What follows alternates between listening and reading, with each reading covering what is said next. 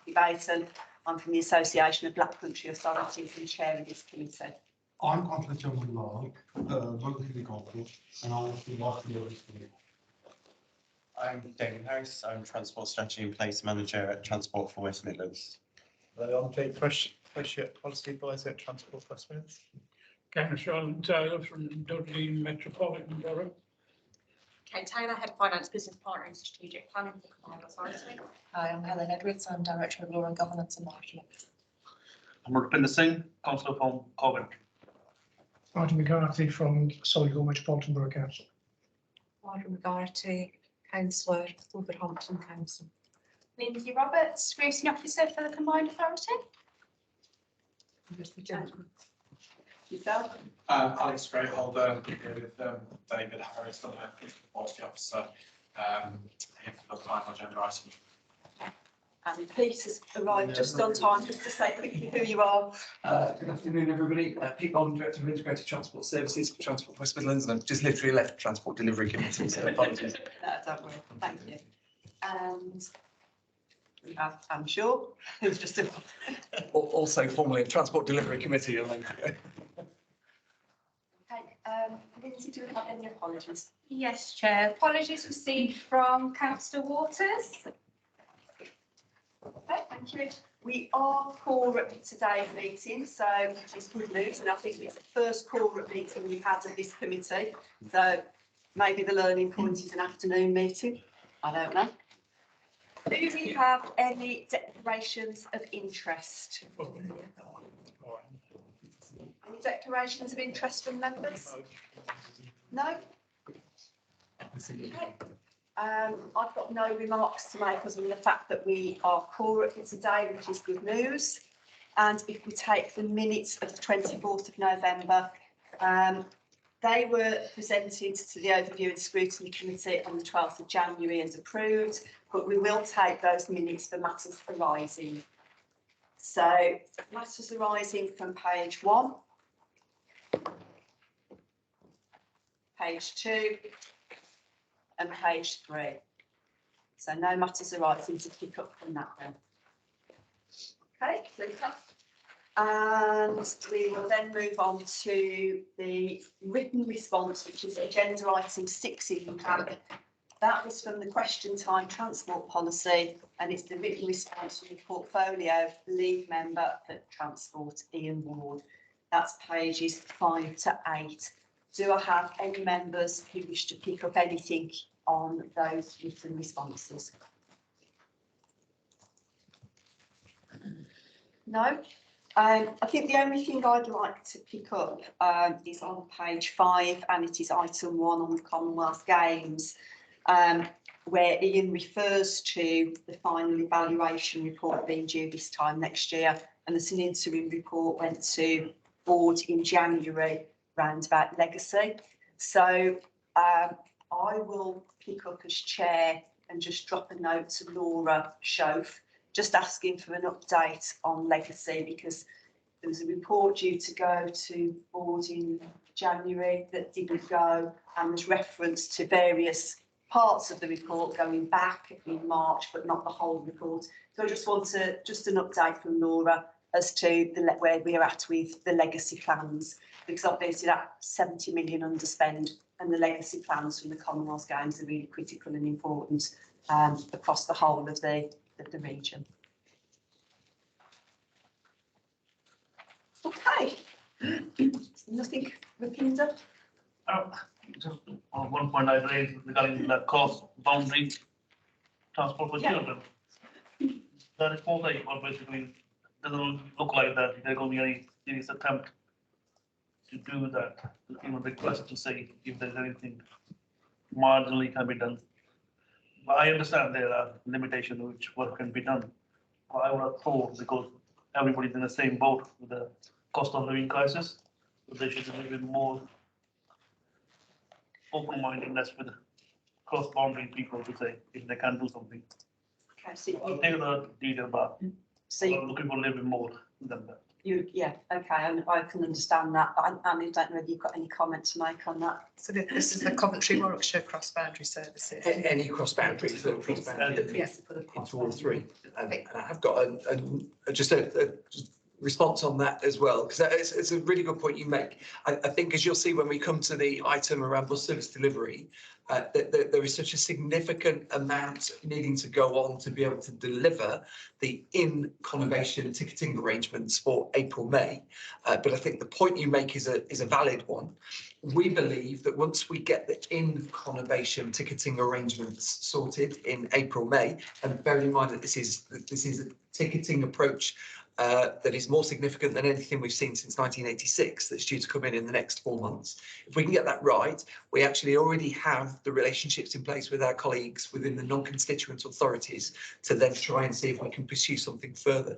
I think the point at this point in time to be able to commit to anything in that phase is just impossible, because we have so much going on in that space. But actually we could commit to you that we will take that specific conversation back to those constituent authorities as soon as May, once we've got that in place, if that's helpful. That makes me a bit more open. Great. Thank you, thanks for that. Okay, no more questions on Councillor Ward's response? No, okay, then let's move on. And it's over to Helen Edwards, for the Transport Governance Review update. Helen. Thank you. So this is to give you a quick review of where we are. Obviously, this has been going on for some time. Originally arose back in 2017. I won't go through these slides in detail. I think you're probably far more aware of the background than I am. It is still ongoing. In terms of reference there, just to refresh you, we're looking at formal and informal decision making at member level on transport issues, and then making recommendations, improving processes to simply ensure decision making and governance arrangements are clearly understood and communicated effectively. Obviously, it's quite a complex set of arrangements for transport governance as it stands at the moment.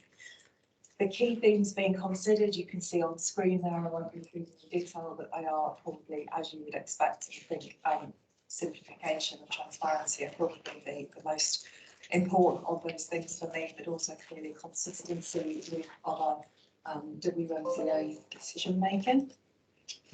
The functions and roles being considered, again, their decision making strategy, all I think pretty much as you would expect, I hope are already familiar with. This is just a refresh of the existing structure, which, as you can see, is quite complex. Certainly quite complex for me coming in. This is the start of my 5th week, and trying to understand it has been quite a challenge. So the evidence base and documentation that's been provided for the review is summarised there in the obviously box slides. I'm not going to go through in detail, take up too much of your time. We also had additional information feeding into that review from the sources, so Centre for Governance and Scrutiny, but also looking at other combined authorities and constitutions. So the next steps, we were expecting the draft report to be shared last week. Unfortunately, the person who reached out to us on Monday or Tuesday was taken ill, and he's now expecting it to be with us by Friday of this week at the latest. So by Friday, we hope to be able to see what that draft looks like.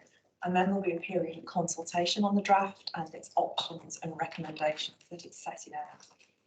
Clearly, if we're changing a structure that's been in place for some time, we will need, or considering changing, should I say, we will need to consult with people. And there is a list of the people who it seems appropriate to consult with. And doing this, we need to consult with others. Please do let me or Julia Cleary know. Having done that consultation, we then propose to produce draft terms of reference and consult on those with the proposed new structures. Terms of reference going forward needs to, I will spend a little bit more time on these.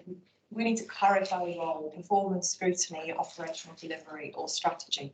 What are we actually putting in place, and what is the job of that structure? We need to be clear about specific areas of responsibility, key functions and remit. Whether decision making, so this is the structure that we put in place a decision making body with specific delegated power or is it advisory in nature? I think there's been some confusion about some of the things that we perhaps call committees as to whether they are or are more advisory. How each of those structures will actually align with the overall governance structure, clear reporting lines and accountability. If they stand alone and fully constituted in line with the 72 Act, which of course means they have to meet in public, papers have to go out at certain times. It may be more appropriate for certain structures to not be set up in that way, because then they could, for example, have Teams meetings if that's more convenient, if it's more of an advisory structure, for example. And then obviously things like quorum, we do have some control over quorum of some of our meetings, and as you mentioned, Chair, we do have issues about being quorum, and it's good to see that this committee today is quorum, so that's clearly an issue. Frequency of meetings, clear membership, basically all the things you would expect about what structures are we putting in place, what is their role, and how will they be set up. So that gives you the timeline there, which has already changed since this slide was produced, because I don't have the document that we commence the 30th of January, which tightens our consultation period a little bit. We hope to obviously consult on that as quickly as we've got, and you'll see there's a week gap there for us to consider before we start the consultation, so we'll try and speed that process up so that we don't actually change the later dates. We are hoping to bring this to mayor and portfolio leads in March and May, and then transport scrutiny subcommittee back again on the 16th of March for you to have a look at the emergent proposals, and then take it to board in June, and then we'll obviously have an implementation plan worked up as part of that process. So that's a very quick canter through where we are. I suppose to summarise it, the reports in the process have been produced, and then there's work to do looking at draft recommendations that come out of that. But I'm happy to take our questions. Thank you. Just before I bring Rapinder in, just introduce Councillor Jackie Taylor from Sandwell, who is a substitute for Councillor Karen Sims. Thank you very much. It's good to be here. Okay, over to yourself, Rapinder. Thank you. My question is, because we don't have a draft, we don't really know what we are, more we can comment on that. The current structure look like quite, unreasonable in many ways to hold people accountable. And the members of the groups are different. So even, I'm new in this committee, but even in the short term, I find it difficult how this actually been working. And what are you trying to replace here? Because if are you going to keep all these bodies as they are, or are you just changing the scrutiny? Because at the moment you have a scrutiny committee, which is general, but then you have a transport committee. So some of those scrutiny meetings will happen without the transport scrutiny subcommittee members. So how on earth we have a oversight of everything which goes on, and some of the things like strategy and the high level stuff we want to know until you can read the documents. Yeah. At your own will. So at the moment, I don't have a draft of that either, so I don't know what emerging conclusions have come in. So it's not that I'm sitting here with that information and just haven't shared it with you yet. I don't know what's in that draft report. I agree the existing structure is quite confusing. It's quite confusing to me as a new person to come in and try and understand what fits together where and who's got what powers and authorities, and how it makes for, I'm all for transparency and a very slick and efficient decision-making process, but with proper scrutiny along the way. So what will emerge from it is clarity around what we've exactly got at the moment and what roles the existing structure is playing. And then the reviewer will, I expect, make recommendations to say, do you really need this part of it or that part of it, or would it be better to have this instead? So I think we'll get an emerging set of proposals that we will work within our team to say, what do we think of that recommendation? We'll put some, maybe add to it, maybe give you more recommendations, but then actually consult with all of those people who are in that list and say, what do you think of this work in practice? And what we're aiming for, I think, is something that is easy to understand, easy to get decisions through, appropriate level of scrutiny in there at the right time and the right level, and actually have a process that everybody understands and are clear about their responsibilities. One thing I'm pretty amazed by is there is no mention of the user group, the people who use the travel services. or some kind of group. There's no mention of that, they will consult them at all. And so how does that work? Because we can do our own conversation as much as we like, but at the end of the day, if the people on the who are paying for it, they don't feel that we are holding people accountable for delivering a service or designing services, then I think there is a major gap. Because the part of the accountability checks and balances that people feel that democracy actually work for them. If that doesn't work, it won't work. So I can't comment on what's happened before I came or why the review was set up in the way it was. But I suppose what I would say is that it's our responsibility to put in place a structure that works. I might be wrong, but I would have thought your average transport user won't be too interested in how we actually set up the structure, so long as it actually works properly. And I'm not sure asking users what knowledge they would have to be able to, I don't know whether I'm missing the point. Can I just bring Anne in on this, because she's closer to it? Yeah, probably than so Ed is. this is the current political structure about how we formulate transport policy, delivery, oversight, scrutiny, etc. As you can see on this diagram, that there is quite a lot of duplication and overlaps as well. And this is about simplification, but also modernisation of our governance proposals. So this is the political governance that we're looking at. Now, if you're wanting to understand where the user, people who are using our services and the services of our transport operators, we do have other mechanisms whereby we're connecting in with the transport users.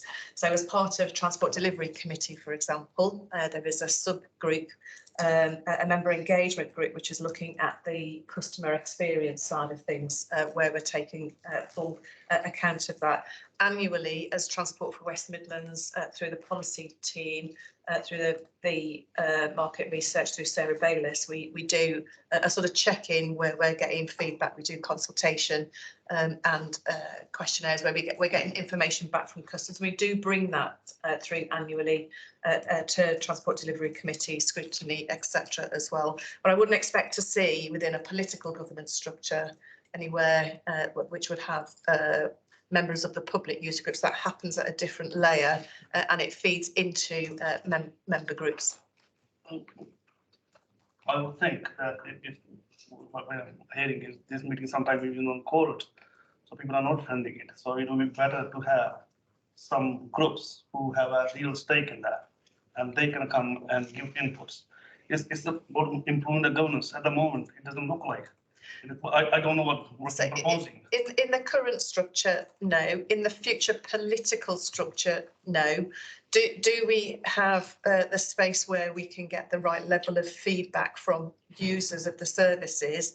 We have mechanisms already, but that would be subject to a separate piece of work, I think, to see whether or not that is satisfying our intelligence around the customer experience and how we then report that through to the member groups.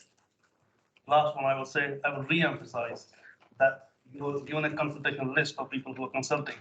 To me, it sounds a bit bizarre that you are ruling out that any kind of consultation with that group, who is the main people who use it. And there is a wealth of knowledge and information with our users. I can tell you on those that I get far better ideas than you can get anywhere.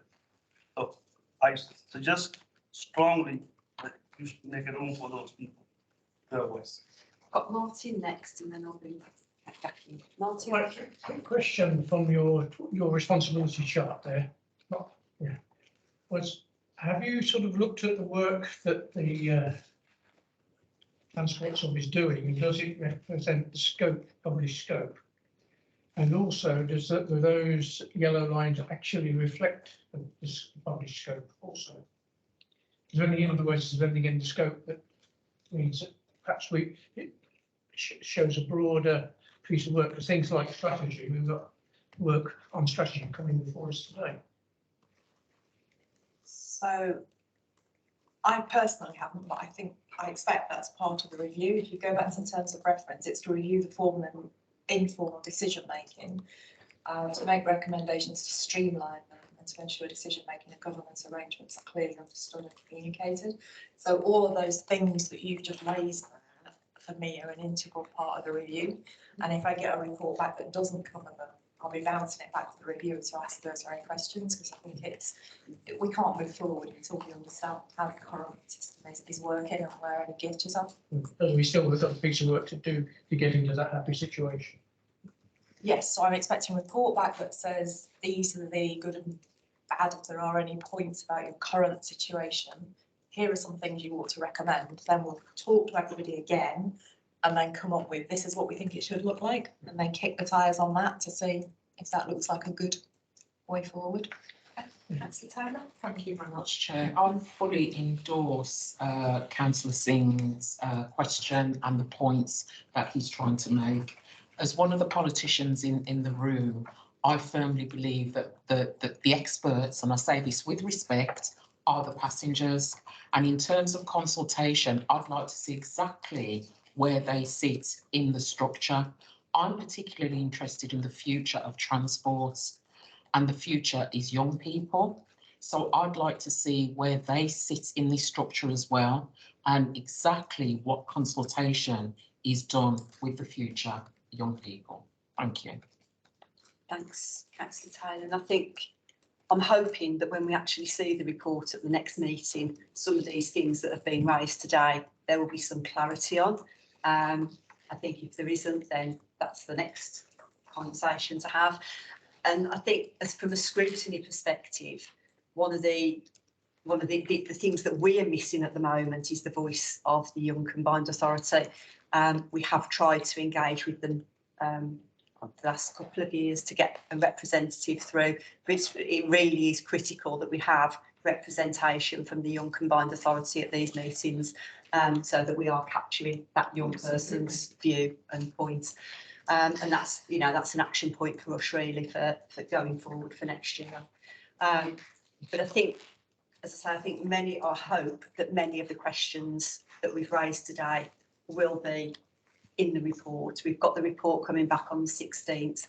I am minded to suggest that it might not be a bad idea if Councillor Ward, as the portfolio holder, is available, just to give the political steer on the governance review, because obviously it's his portfolio, and he will have to be signing off the review and the future structure. So it may not, if he's available, I think it might be an idea if we invite Councillor Ward to the next meeting, just so that we've got that political vision as well. Do I have any other last questions for Helen on the presentation from today? Okay, so obviously we note the presentation, and thank you for that, Helen. You have picked up the questions that we've raised, and we look forward to the inclusion of those in the report. Okay, thanks very much. So that moves us on to item 8, and I think this is over to you, Pete, on bus delivery options. Yeah, well, I'm actually then going to truly hand over to Steve, who's going to take us through a pre-prepared presentation as in accordance with the slides here. Right, okay. Over to you then, Steve. Thank you. Hello everyone, I'm Steve Hayes. I'm head of network transformation. I'm leading our work looking at options for how we deliver bus services in the future. So I'm going to talk a bit about the work done so far, some of the challenges we've faced throughout the last year and continue to face, some of the options we're considering to take us into the future. Shared a report. I've got a few slides as well. Would you like to swap places with Helen? And then you can that'd be great. Technical difficulties, I think, today.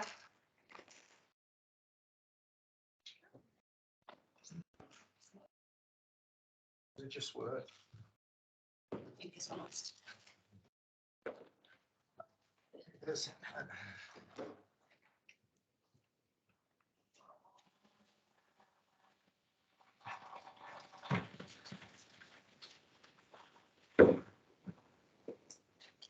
Okay, so back in January last year, the Combined Authority Board considered some of the future options for delivering West Midlands bus policy.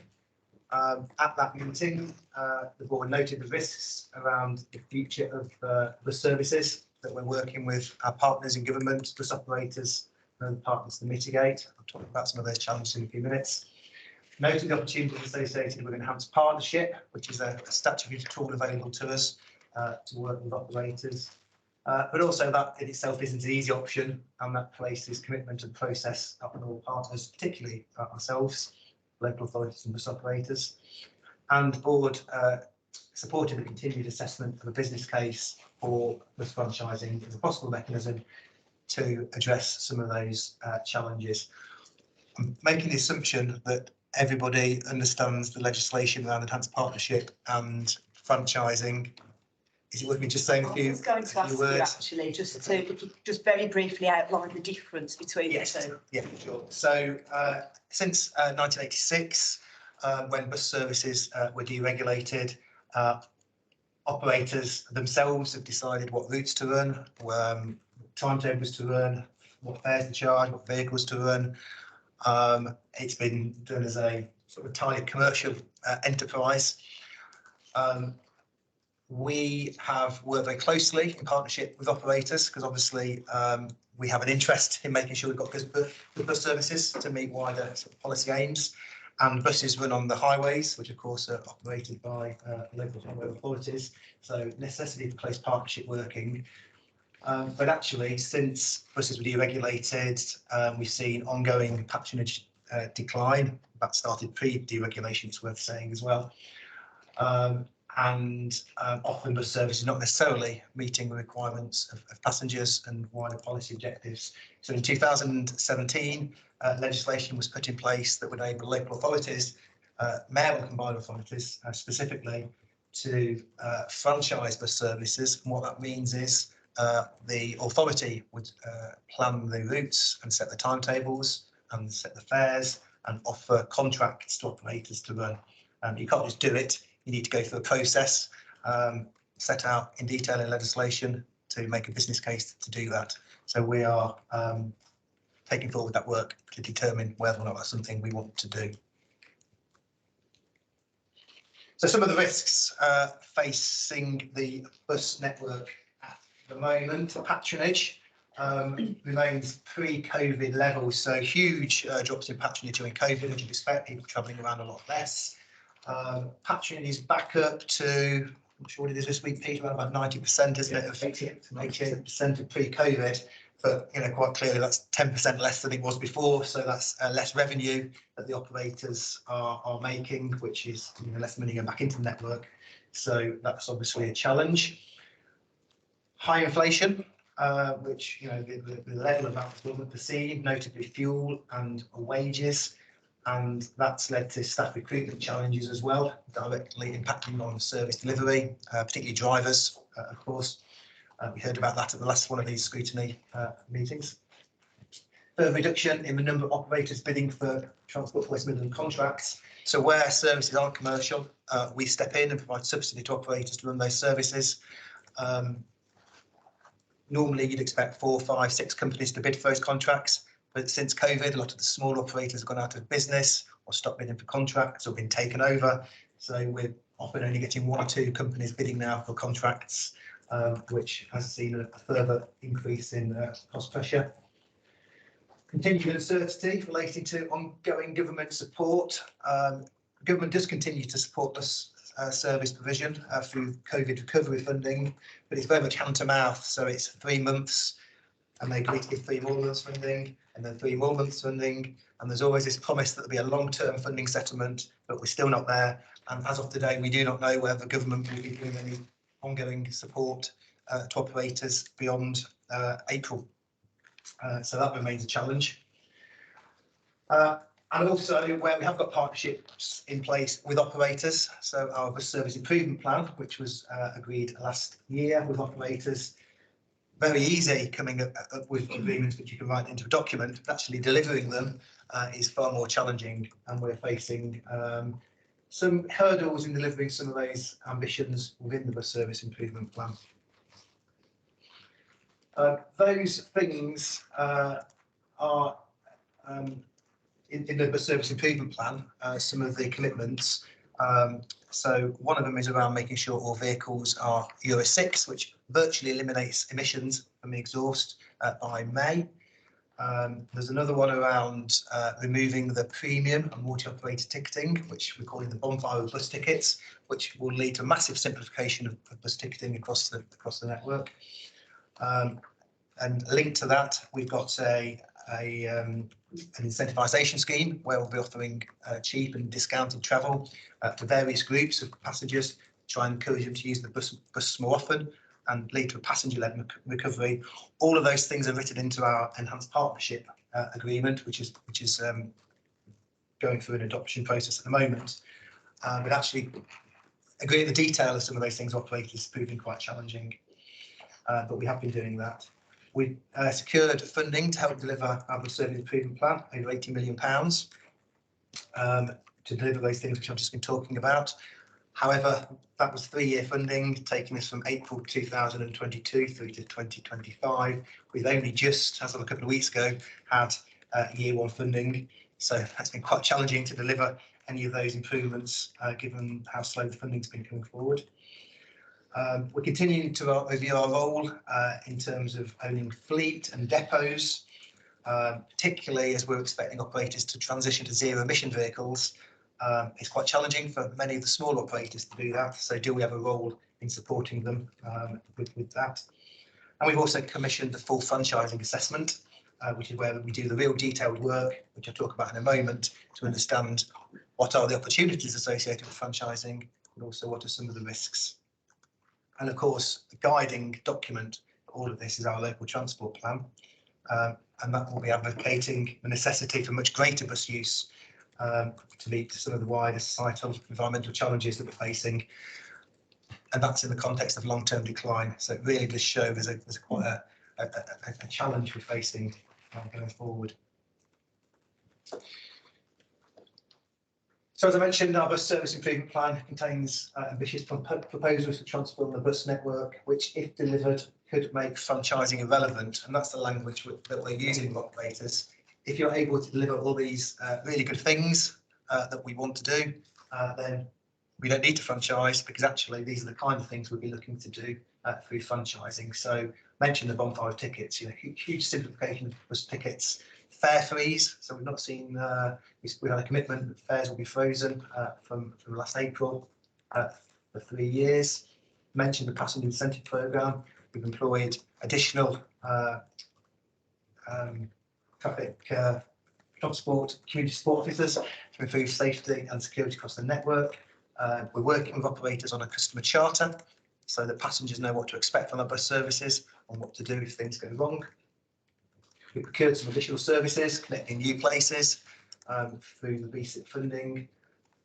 We've got commitments that will work more closely with operators to monitor performance and identify where improvements are required. And we've also committed to invest in over 100 kilometres of new bus priority funded for our city region sustainable transport settlement. So that's intended to enable buses to operate more reliably. So lots and lots we can do in partnership. But as I say, in reality, delivering some of those things on the ground is proving quite challenging. But that doesn't mean we give up. We're still working that through with operators, because they know that if we can't deliver it through partnership, we have the opportunity to deliver it through franchising. We just commissioned, or just in the process of commissioning, consultancy support to help us with this. But these are some of the activities we'll need to consider over the next 12 months through that franchising assessment. If we are in control of the bus network, determining what the network looks like, which places are connected, how much fares are, what buses run, how much drivers get paid, then we will need to consider how much resource we've got to put into that. I liken this to getting a new computer games console for Christmas and then not having any money to buy any games. It's all very well having the powers to do some of this stuff, but actually we need to think about how will we fund it going forward. Is that using existing funding, or if we want significant improvement, we need to put significantly more money into some of this stuff. We need to think about who owns the fleet and who owns the depots. The easy answer there would be that should be the operators. But actually, if we were to go out and start asking operators to bid for contracts today, there's only about one operator in the region who will be able to bid for anything substantial, and that's National Express. They own the majority of the depots, majority of the vehicles. So we need to think about, do we need to support other operators in coming into the market in order to get better value for money when we're awarding contracts. We need to think about the lotting strategy. Do we award individual routes, or do we look at area-based contracts, and how long should those contracts be? We need to think about ticketing and where the revenue risk lies. So at the moment, all the revenue risk lies with operators. So COVID, no passengers, it's the operators who suffer there. If we're taking the revenue risk, that's obviously a risk that Combined Authority needs to be cognizant of. Also potential opportunities there, of course, as well, in terms of borrowing against future revenue from passengers. We need to think about contractual terms. So what are the key performance indicators? What's the role of the authority and what's the role of operators? Thinking about specific activities, so customer service, for example, at the moment, it's quite complicated. Some of that sits with operators, some of it sits with us. But in a new world, we can think about, well, actually, is customer service something we retain as the Transport Authority, or should that sit with the operator? You know, things about network planning, timetable design, who does those things? Is it us? Is it the operators? If we're transitioning to a new delivery arrangement, we need to think about those transitional arrangements, making sure we've got service continuity and appropriate staff capacity. So again, if we are taking on a lot of activity currently undertaken by operators, if that's coming to us, when does that happen? Because you're probably not going to franchise all of your same services at the same time. We need to think about governance and change management processes. So if thinking about both the strategic, the tactical and the operational. So if there's a change to a timetable or a bus route, or we want to change the colour of the buses, who makes those decisions and what are the processes for making those decisions? And finally, and we talked about it in terms of the last item, the consultation strategy. So we need to make sure the public are fully engaged in this process, have their say, and guide our approach to some of these things. Timeline. So as I mentioned, just in place of the team of consultants now, all of those things that I've just talked about are going to be decisions we need to be making over the next 6 months. In fact, because that's what the franchising assessment will be based on. That's how we'll develop the business case. We will come to a point by the end of this calendar year when we'll have a draft assessment, which will give us a good direction of travel, and understanding is it the right thing to do, and allow some engagement around that, so that we can then finalise the assessment for June 2024, such that when a mayor election is held and we get a re-elected mayor or a new mayor, they will have a full evidence base to make a decision, because the legislation sets out that this is a decision for the mayor to make as to whether we should progress franchising or not.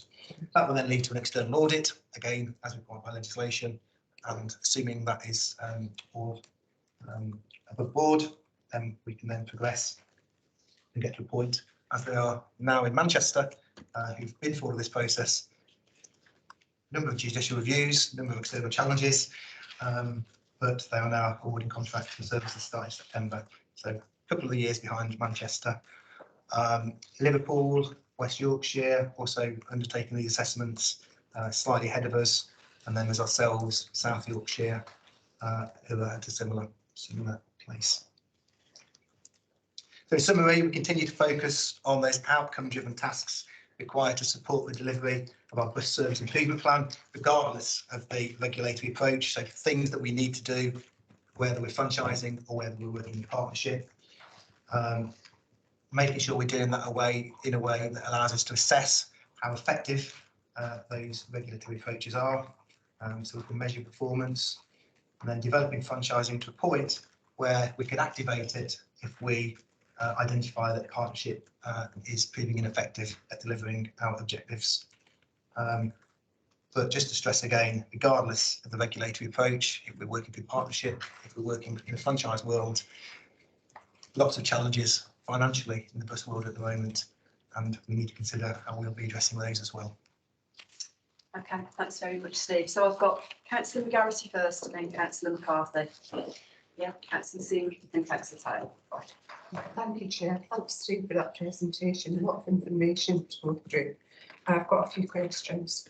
I wondered about the figures, and I wondered if that's really because a lot of people are now working from home. So the figures won't probably go back to pre-COVID because of those changes in lifestyle, I suppose. Not only people at work, say here, but also students, you know, they're not going full time into university. So maybe those figures won't ever go back to where they were. Because unfortunately, it seems to be the way that we're living. I don't agree with it, but anyway, that's beside the point.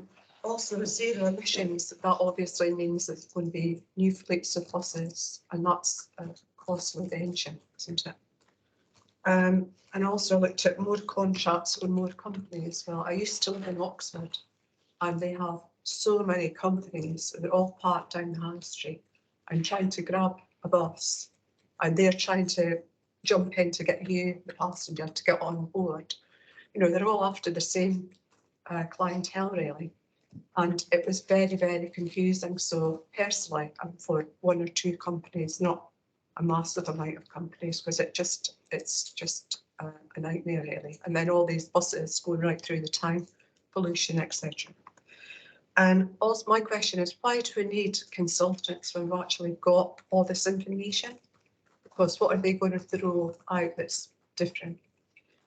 You also mentioned about the colour of the buses, and I noticed that they've changed. They've actually now grey instead of red. So I'm wondering what that's all about. So it was interesting that you said that. So those are my questions.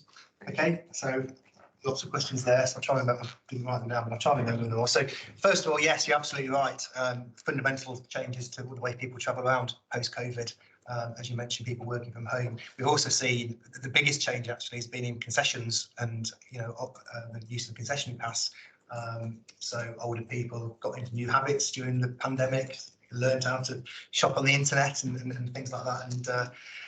And we've seen, you know, fewer pass holders come back as well. So yeah, you're absolutely right. And in the 3 years since COVID, patronage would have fallen anyway, so we probably wouldn't have been at 100%, but it probably been at 95% because it was falling a couple of percent year on year. It's a long-term trend, but you know, we need to reverse that trend. And if we see, you know, some of the challenges that lie ahead in terms of getting to net zero, we need many more people using public transport and fewer people driving. So actually having a good comprehensive network, which might not necessarily be fully commercially sustainable in all places, is something we need to consider. And if we want to do that, how are we going to fund it? Zero emission, yes, huge investment required in vehicles. We've been fortunate, well, I was going to say fortunate, but we put a lot of good work into government bids to get funding to convert all the buses in Coventry to electric. That's £50 million of public support. We've got £30 million from the government for the hydrogen buses as well, which we're working towards. But that's only about a quarter of the fleet in total. So hundreds of millions of pounds. Now, if you're awarding contract services, that can be sort of built into those contractual costs over a period of time. If you require money up front, however, then that's a different decision. So lots of decisions and considerations to work with our finance colleagues about how we might fund this stuff going forward. You mentioned Oxford, the deregulated environment and some of the challenges. I also used to work in Oxford, so aware of some of the on-the-road competition there. In a franchised environment, you don't have any of that, of course, because all the operators or the operator, depending on how you set it up, are running the contracts for us, running where we tell them to at the times we tell them to. So it's a much more managed approach. Worth saying, we are trying to work through enhanced partnership, because one of the challenges we will have around the simplification of the ticketing and removal of the premium on the multi-operator ticket is that might be an opportunity for other operators to come in, but we are working on a couple of proposals to try and manage that. So operators will put limits on certain corridors, so they can't be overbussed, for example. So we're working on that. Colour of the buses.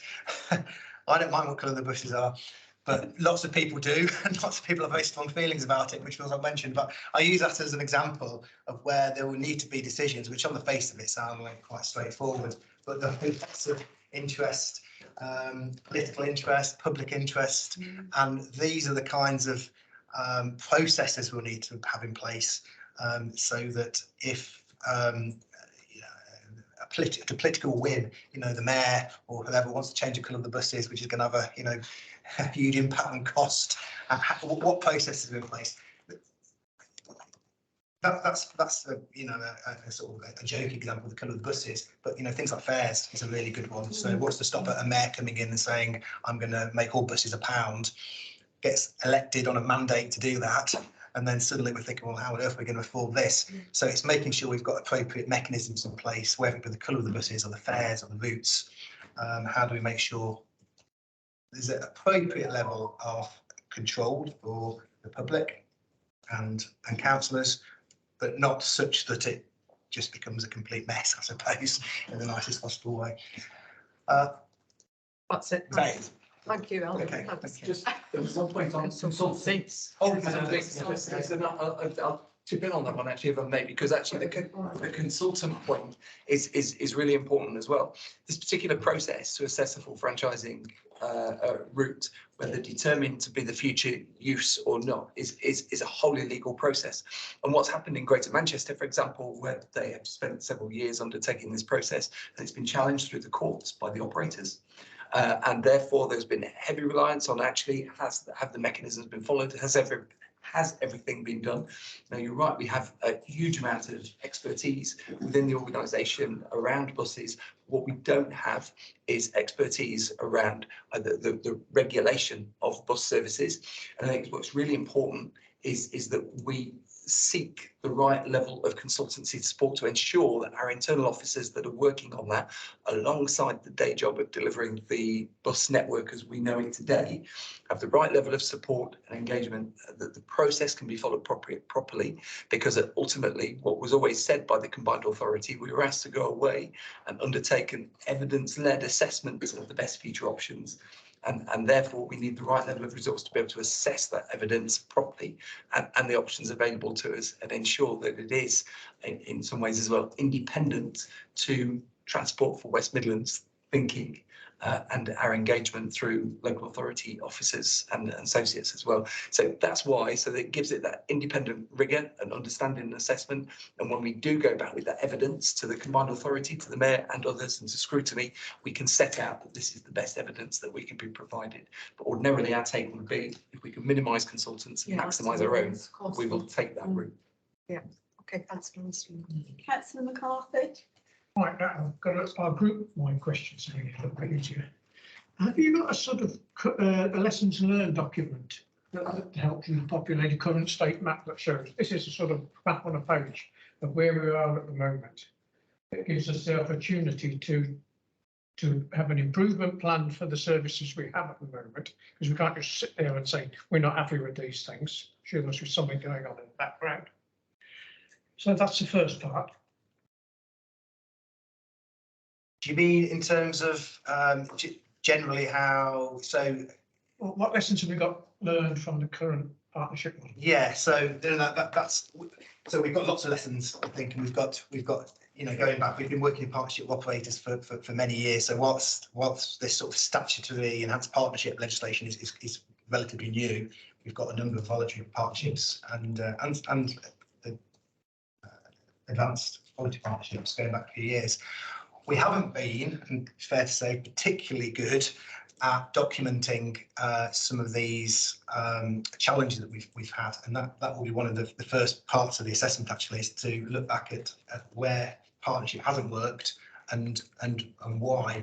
And I think we could give some good examples of why, but we've not been very good at really scrutinising that. And again, this is where the consultant support will come in actually, and asking some of those probing questions. So, for example, there's legislation that enables us, where we've got operators competing on a corridor, to share ticketing arrangements and coordinate timetables.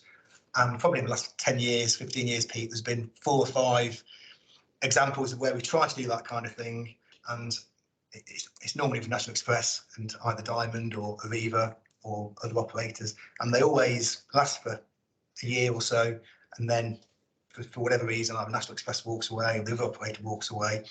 There's lots of evidence in people's heads about those things, but we've not been very good at documenting that. So one of the first parts of the first jobs with the assessment will be to document all of that and say, why haven't these partnerships worked? Why haven't we been able to deliver some of these things which we've been talking about in some instances for many years? So that's going to keep on. And the last kind of reason, how would whatever we would propose in the future avoid this problem or prevent this problem? Yes. Because this is a system design issue. A lot of them say, are there system design issues, or what kind of or a systemic root causes for each of the issues? Yeah, that's why quite often, I mean, it's normally commercial interests that get in the way of these things. It's like, you know, one operator who are thinking actually they're losing out as a result. Good example around the bonfire of tickets we were talking about and ticketing simplification. Everyone can sit around the table, operators, ourselves, and agree that ticketing needs simplifying. But once you start to think about what activity you need to do to make that happen, someone somewhere is either losing some money or losing their commercial edge. So it's often the commercial piece in these situations. And the second question is, bear in mind we're not first in this. Do we have in effect a business plan that can already be over to run what I call a straw operation, you know, running on a computer, put in the data that we have in passenger numbers and things like that, and see what it comes out of it, what comes out of it. Yeah, including things like supply chain development and service development of any new service. So there's definitely lessons to be learned from other authorities that have been doing this, and can't go into. I can't get too many details of the procurement process, but we've had a number of bidders to support us with the work, all of who have had experience working with an authority who is further advanced than us in this process. So we will be learning from lessons learned from other places. When we did the outline assessment, we developed a model, which is exactly the kind of thing you were talking about. But of course, that was based on pre-COVID data, and we've seen passenger numbers forward. So we've got to go back to operating and get more data, but we will be learning from that. Now, the only other thing is that have you considered that what's proposed already and being put in isn't perfect in itself? The world's moved on a little bit since. Yes. But we may be able to go one better. Yes, no, quite right. So we've been doing a separate piece of work, which we were calling Project Fuse, which is, we always talk about how we deliver we always talk about an integrated transport system, don't we? But if you were to ask all of us around the table what that means, you probably come up with 15 different answers. So what we've been doing is to say, what do we mean by an integrated transport system? What does international best practice look like in this, in this arena? And what changes might we need to make to various facets of the transport network to get there? And that looks at the network, it looks at infrastructure, ticketing, information, governance. So we've been doing some work to look at that and what an ideal network would look like, and not necessarily, which is different to a commercially driven network. And that all could interface, and that will interface with the rail system as well. Absolutely, yeah, the rail, the metro, and also looking where demand responsive transport might be a better solution as well. Thank you, Chair. Councillor Singh. Thank you. Thanks for giving lots of information. One thing bothered me is that the reply he was giving, where he was saying that no information regarding lesson learning people have. To me, that's not staying, because quite a lot of time when issues are raised, they should be raised by writing, by email and stuff. So you should have a trail of them. It can't be just one information taken. So yeah, you're quite right. Yeah, so there will be documentary evidence. So there will be reports and there'll be emails. But it won't necessarily be stored in we don't have a folder somewhere that's called partnership failings where all the stuff's in it. So it'll involve, interviewing colleagues, interviewing operators, understanding where things have gone wrong, and then collecting the evidence that from various places to back that up. My view was that you must have raised these concerns. Yes, yeah. In a written way. You can't be having multiple conversation with. No. It's just, that's not good. No, it's the way that we've not been keeping those records in a sequence. In a sequence, so that can't be traced. Just to add a little bit to that, because I think having been involved in some of those as well, I mean, where I'll give a little bit more in that, I think we have got some audit trails around some of those things that are quite bespoke, but they don't all sit together. There might be one specific service and another that sits here and there. So because I've been involved in some of them before, and we always manage them against something called the competition test, part 2. Which is a framework, a legal framework, really. So we have got records and audit trails around some of those, just they don't all sit together. So I think I would probably say I'd sit here feeling a little bit more confident that we've got some of those things in more of an audit trail as well. Sorry. Sorry, I have many questions. Sorry. And one thing I noticed is that in the background, which is given for the ambition investment combined authority have, it's quite a long sentence. But one thing is completely missing is that you want to make the bus service economical or affordable. That is completely missing. You can have a whole ambition, nice buses with TVs and everything, but if it's not affordable or not economical, most economical for the people in the areas like West Midlands, your ambition doesn't mean anything. Yeah, no, so that's a good point. So I think I put down the vision statement there. So sitting underneath that, there's half a dozen. I didn't put them on the slide. There's half a dozen bullet points. I can even talk about what I have. Specific things. So it's called the Vision for Bus. So it was adopted by the Combined Authority back in 2018, I think. But probably it's worth saying, again, that was pre-COVID. So one of the first things we'll need to do, actually, as part of the full assessment, is just revisit that to say, actually, is that still valid 5 years later in the post-COVID world? Does it still align with what's in the emerging local transport plan? Do we need to add anything to it? Do we need to take anything away from it? So that's what's one of the first steps is that process. But as you say, making sure transport is affordable is a really important objective. I think you were mentioning the other combined authorities also having assessment done. So we don't probably have to do the whole assessment ourselves. We should wait for other people to do the assessment and take that on board and add value to that rather than we doing the same, reinventing the same wheel again and investing the money in an added value way. So I would strongly suggest we should have that in mind. We don't need to reinvent the wheel. And you mentioned there's a charter for the users and KPIs. If those things don't have a teeth in them, they don't mean anything. You can have gold standard charter, but it doesn't have teeth in it. And I would like to know, do these things have a teeth? And do you use them? Do we have a proof of them that they are used?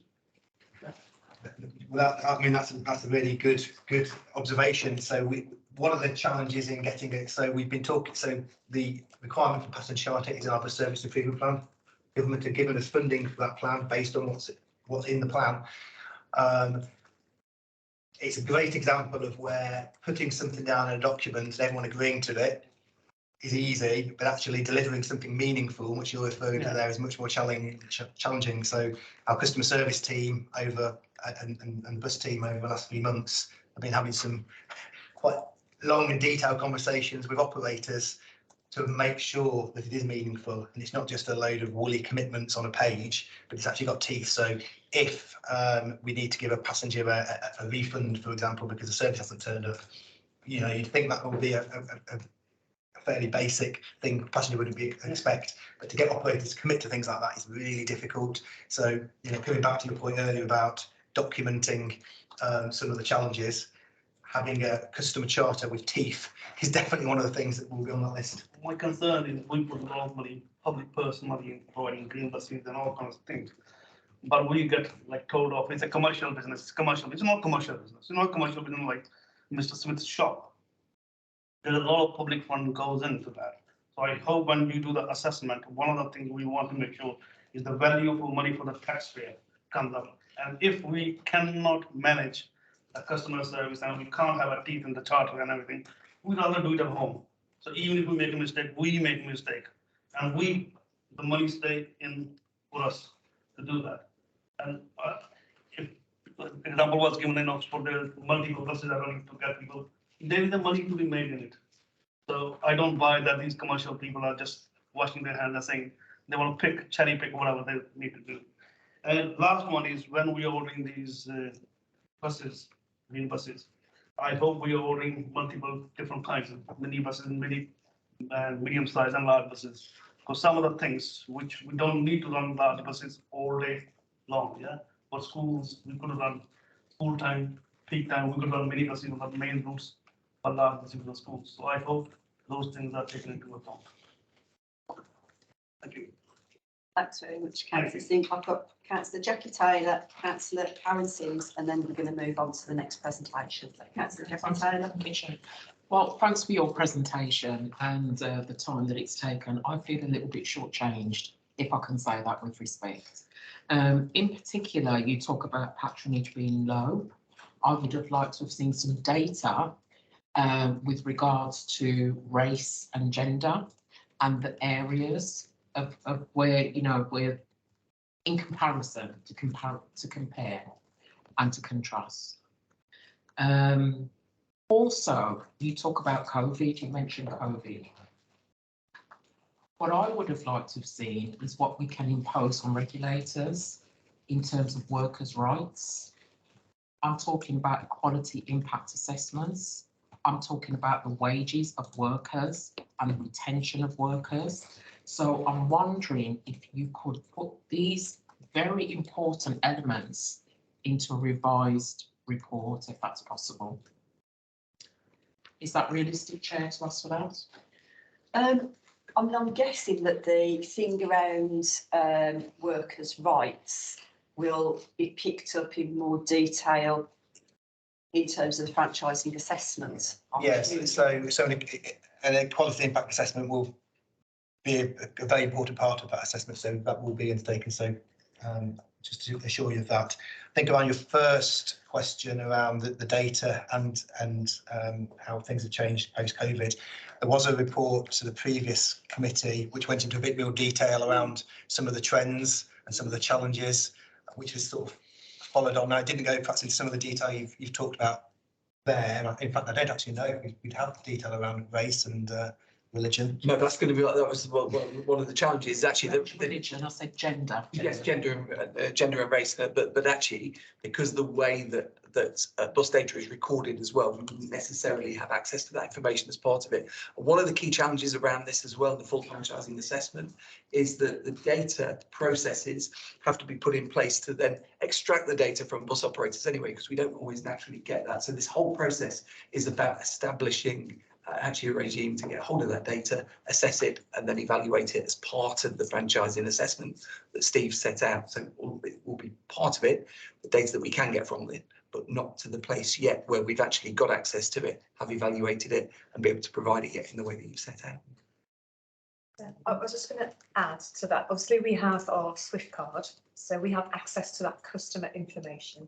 So we can do that analysis based on, you know, who's got an account with us and how we're doing that. We don't have access to all of the other kinds of ticketing stuff. So National Express will have their own products where they sell either weekly, monthly, annual passes. We don't have access to that for GDPR requirements. We don't, we're not allowed to ask for it. It will come out as part of the assessments. And then the other thing, the occasional ticket buyer, there's no mechanism at the moment for recording who is just an occasional user. So is that then a requirement for the bus driver to tick, you know, push a button to do that? And that doesn't happen at the moment. So the kind of information that we've got on around gender and race and other equality characteristics is really difficult to sort of gather that information. So we've got some information which gives us an idea, and there's some stuff that we've collected through the LTP baseline work as well. But it is a really difficult area. On the other stuff that you raised, when we get in, if we go into franchising and we are letting contracts, then we will set the conditions of those contracts, and that we can work. That's where we can pick up some of the employment things as well. But that would also have to be included in the assessments in terms of the affordability and what does that mean around that as well, just to make sure that it's all viable. So I'm assuming, Steve, that's all part of the assessment. That's right. I mean, we could decide to employ the drivers. You know, that's one option. You know, the drivers could be. I'm not saying we would go down this route, but just to consider some of the decisions we'll be making over the next year or so. It's who actually employs the drivers. Is it the operator? Is it the authority? So they're the kinds of things. But as Anne says, we will, if we are expecting the provider to employ the drivers, then we would write into the conditions of those contracts, you know, that they were going to get living wage or whatever. Set conditions around apprenticeships and that sort of thing. All right, thank you. Just one more commercial question. Whoever employs the driver, well, it's not a question actually. It's a want. Yeah. Whoever employs the drivers, I'm hoping we can see some more women bus drivers. Thank you, Chair. Just very quickly on that, would we not have the ability through an enhanced partnership to have any input into employment requirements? No, not enhanced partnership. Councillor Sims. Thank you, Chair. My question was, Councillor Singh has asked quite a lot of it already with the figures and things, but just to carry on again, when you're doing any contracts or if there are any franchising contracts out there, I do believe that obviously even I don't use public transport that much at the moment, but when I used to anyway, you see double-decker buses driving about with 2 or 3 passengers on it during the daytime. The area where I live with myself and my ward, there used to be a lot of the little minibus buses, what used to just go around little flyers picking up the OAPs or certain people off the estates.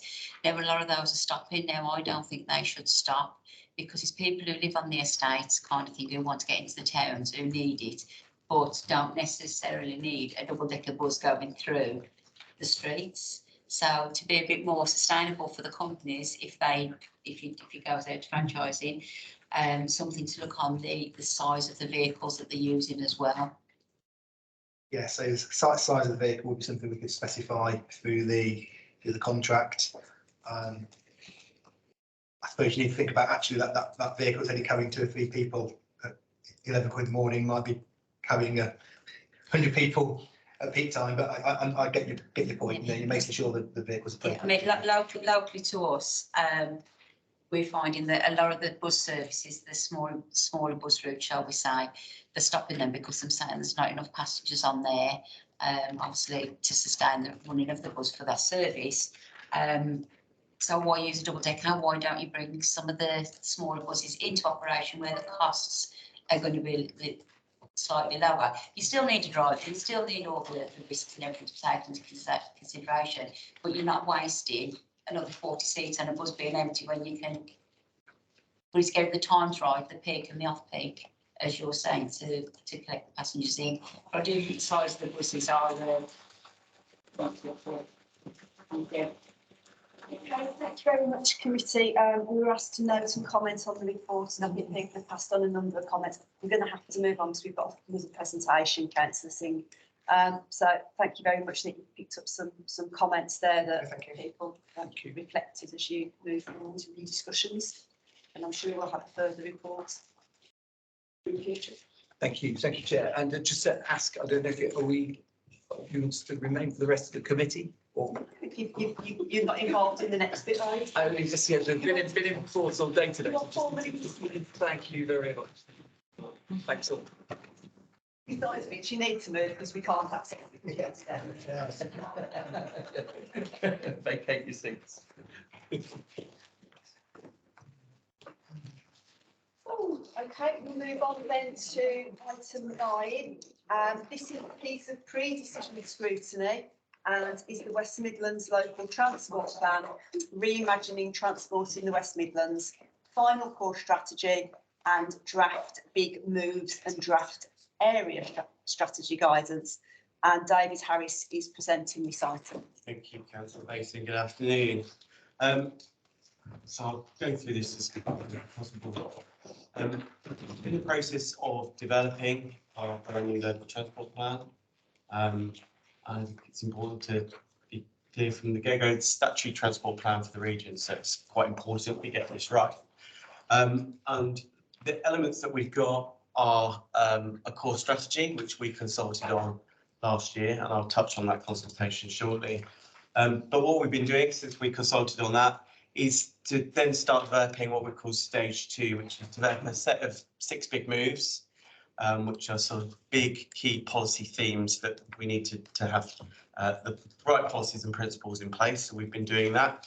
And we developed what we called area strategy guidance to help us bring a framework to how we think about the problems, the sorts of solutions, and how we understand if we're having the right impacts in the right places. And I'll touch on that in more detail shortly.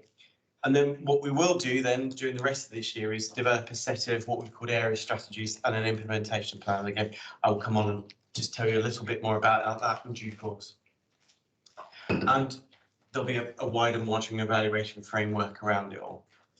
So the core strategy is what we consulted on last year, and essentially this is the overarching policies and principles for how we're going to take forward transport in the West Midlands. We've called it Reimagining Transport in the West Midlands for a reason, because when we published our what we called a green paper in 2021, we reflected some of the big challenges that we had at the time. They included things like the need to rapidly decarbonise the transport system, but also the fact that we were failing in terms of inclusive growth, and that we needed a transport system that gave opportunity to everyone in a much better way than we're currently doing, because we're very car dependent and we needed to look differently at how we did those things. So we then published the draft core strategy in early 2022. And we consulted on it. The key things really to take away from that is we set out a vision for what we've called a 45-minute region, so that ideally everyone, that's someone, whether they can drive or own a car, or they need to use public transport or shared mobility options, they could get to most places across the region in one way in around 45 minutes. And then within that, we're saying that, you know, we should have these 15-minute neighbourhoods where people can walk, wheel, cycle, or potentially scoot in time to the things that they need in their local area, so that we're not sort of assuming that people have to travel massive distances just to do the basic things in their lives. And one of the key things we talked about, and I won't dwell on it too much here, we talk about a triple access system in the core strategy, and that's kind of mobility is part of how we access things, but also the way we use land and where we build things is really important in making sure we can access things. But also, and we've sort of touched on it a few times here, digital connectivity has become increasingly important in how we think about accessibility. And the core strategy sets out a sort of high-level logic, really. And we talk about 5 motives for change, which include decarbonisation, but they also include things like sustaining economic success, improving health and well-being, and improving our local areas and local communities. And we say we achieve those things if we can do 3 key things to the transport system. And that's to improve accessibility, particularly by non-car modes, to reduce overall levels of traffic, to make our roads safer and quieter, and also to electrify the transport system. And that's a bit of a simplification, because it wouldn't just be electrifying, there are other means of powering vehicles, but that's just to help communicate the point. And we obviously help to do these things by delivering behaviour change. And we know that people's behaviours, their travel behaviours, are defined by lots of things, but a lot of it is through their perceptions and experiences of the transport system. And those are things, therefore, that we need to think about changing. So through delivering the 6 big moves and the actions across them, we can start to change those user perceptions, change those experiences, give people better choices, which then helps change their behaviours, which help deliver outcomes. So that's kind of the big overarching logic, really, that we've got in the core strategy. And as I say, the next stage then is to set out those 6 big moves. I'll touch on the LTP core strategy engagement briefly. We had a really good response, one of the biggest responses we've ever had to an LTP engagement, which is really positive. But there were still some challenges with that. And we've heard some of those issues already played out today, and it's something we need to keep thinking about. There was an overrepresentation of particularly older white males. And we didn't get as many responses from people from ethnic backgrounds as we would like to.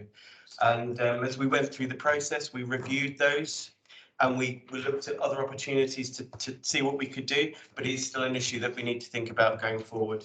But having said that, there were some positives. We got good representation from people with disabilities and other groups. So it was a mixed bag, and there's some lessons learned that need to come out of that. But overall, those people that responded were supportive of the aims and objectives of the core strategy and what we wanted to do. In terms of some of the feedback that we got, though, there was a sense that people felt it was an anti-car plan. And a lot of sort of a sense that public transport really needed to improve, which I think, conversations we've just had, we all acknowledge. In response to the comments around anti-car, we're really clear in the core strategy that the car will continue to play an important role in our transport system. It's just that we've all got to be honest and perhaps think about how we can be less car dependent. So it's not saying we can't have a car, but we have to think differently about our travel choices, and the measures that we can take through the LTP can start to move us in that direction. And this just sort of summarises some of those demographic overviews. So representation from most of the districts was broadly aligned with the sort of some were higher and some were lower. As I say, disability was well represented, but it was in those sort of ethnic minority groups where we really struggled, and that's something we really need to understand why and do better in future as we go forward. So I'm just going to talk briefly about those 6 big moves that I touched on that are sort of referenced in the core strategy. And these are really setting out the principles and the policies, and in some cases specific interventions that we think are really important to help us achieve our goals. And they can't be done in isolation. We've got to look across all the 6 big moves in terms of the things we want to do and the things we want to change. And I'll just quickly sort of give an overview of what each big move covers. So the first one we've called behaviour change. And this is actually sort of the centrepiece really of the LTP, because behaviour change is critical to help us deliver our outcomes. And it's not just behaviour change in the sort of traditional sense we might talk about a behaviour change campaign because of a disruption or roadworks or those sorts of things. It's sort of more of a cultural systemic shift in how we all think about the need, how we travel, and the sorts of changes that we need to make collectively in our lifestyles in order to sort of deliver the behaviour change that we see. So part of it is about leadership, and some of it is about us being really clear about the sort of transport system, sort of place that we want the West Midlands to be, and working out how we deliver that. And in transport speak, we might say predict and provide, and that sometimes means where we might have looked historically and say, well, traffic's going up, therefore we need to widen these roads and we need to have these services. This is about thinking about decide and provide. We think about the sorts of places we want, and then we work backwards to try and work out how we actually get there. So it's a fundamentally different approach to thinking about our problems and ultimately the solutions that we need to put in place. Doesn't mean it makes things easier, but it is fundamentally different.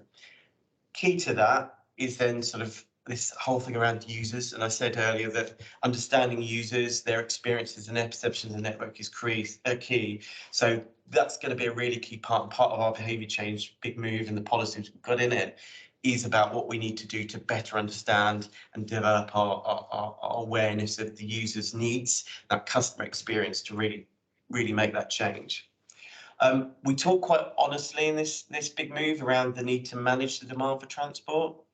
And quite often that sort of people assume that's about what we would call fiscal measures, pricing, parking charges, which it could be part of that. And that's a conversation that we need to have collectively, but it can also be around sort of things like managing road space and road space for allocation.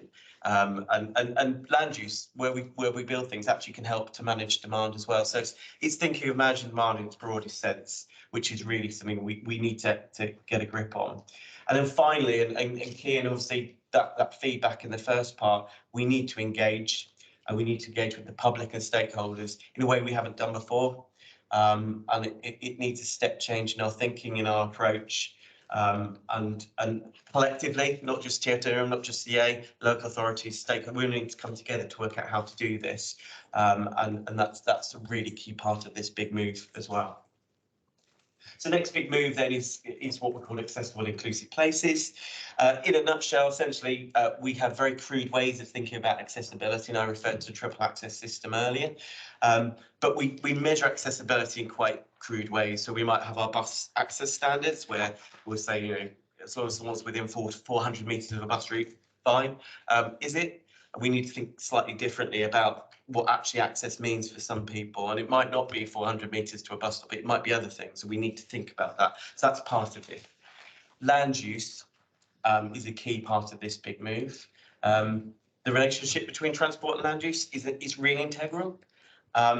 Speaking candidly, we're not very good at making sure it's integral and well joined up as a region or as a nation, to be honest.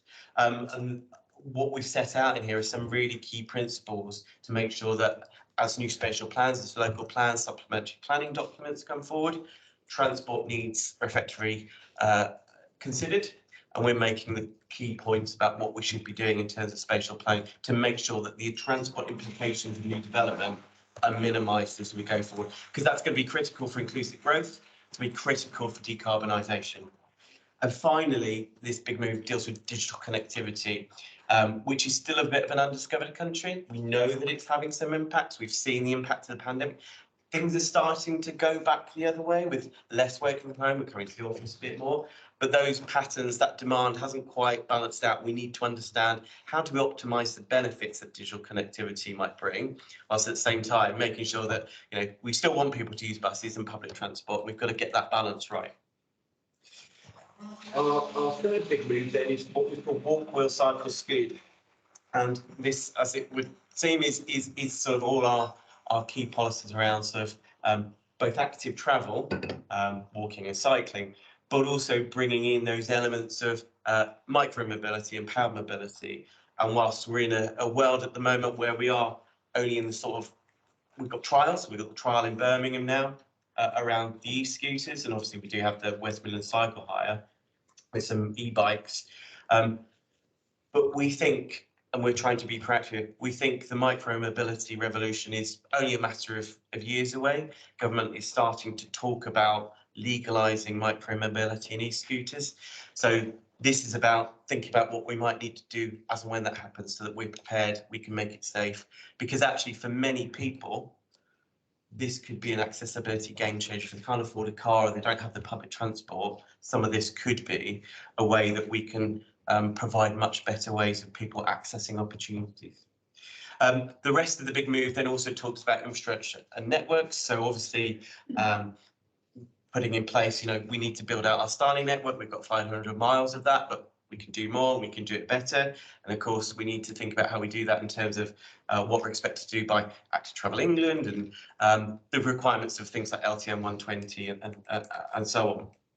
And it also talks about all the things we need to do to make our walking, cycling and scooting, if it ever happens, networks you know, good for people. So ancillary cycling facilities, storage, charging and servicing.